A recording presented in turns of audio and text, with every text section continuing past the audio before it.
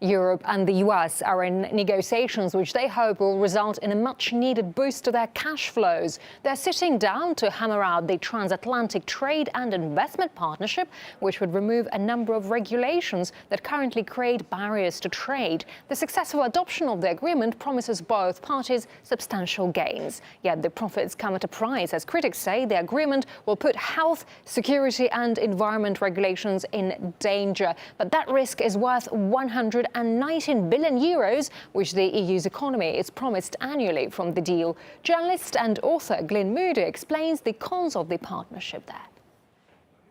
It's based on the idea not just of getting rid of the barriers to trade, of which there are very few between the US and EU, but of getting rid of what are called the non-tariff barriers. And those really amount to regulations, things like health regulations, safety regulations, environmental regulations. And so the whole thing is predicated on actually deregulating the European and American systems. So that's a very big assumption, because people may not want to have their food less safe or their environment more polluted for the sake of more money.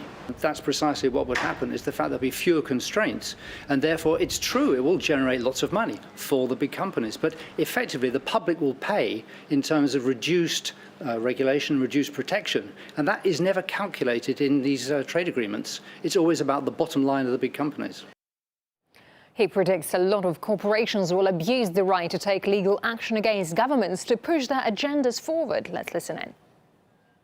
Corporate sovereignty is about putting the corporation above the nation. It lets a company sue a country, and they can do that when they claim that their expectation of future profits has been diminished by changes in legislation or by particular legislation already in place. And what I think will happen is that companies like Monsanto will sue the EU for billions of dollars, because they will say that refusing to allow genetically modified organisms to be sold here is actually a barrier to trade, and therefore their profits have suffered, and therefore under the TTIP regulations, assuming they go through, they will claim to have a right to sue the European Union. The talks are scheduled to continue through to Friday, yet the ongoing NSA scandal could tarnish the discussion, as RT's Peter Oliver reports.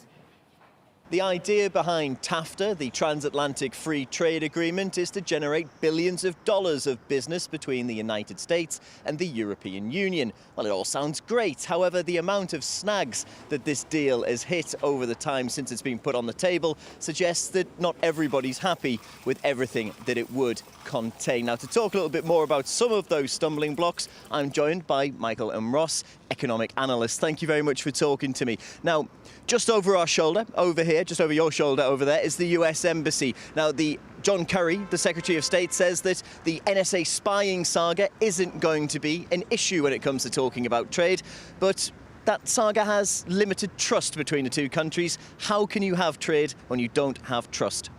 I mean, Germany and the EU is nothing else than, let's face it, slaves of the United States. Politicians are saying, oh, this is very bad, they're spying on us, they're spying on Angela Merkel, but there is no real consequence out of it, you know? How does that relate, though, to business in particular? If you were, say, one of the big, giant German companies, would you be willing to sit down with one of your American counterparts to do trade, knowing that perhaps they were listening in to all of your secret conversations? Of course, the NSA and all the spying is not only about political issues, but also about economic facts. German companies are aware that they are spied and that the Americans take the results of the spying for themselves. But they cannot do anything against it. Now, there is a potential legislative minefield that comes from this, and also the potential for the stripping of sovereign rights.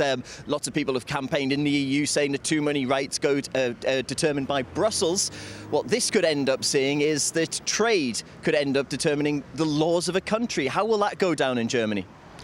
Let's face it, I mean, this treaty is nothing else than submitting the EU working force to the good of US corporacy. They want to put and dictate their own rules to the whole world and also to the EU.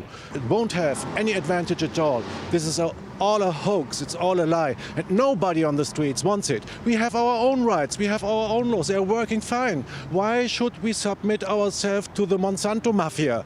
They are the ones that are profiting from this treaty, nothing else. Michael Ross, economic analyst, thank you very much for talking to me there. So the second round of talks on TAFTA underway, but certainly still a long way to go to convince the people of Europe that this is best for them.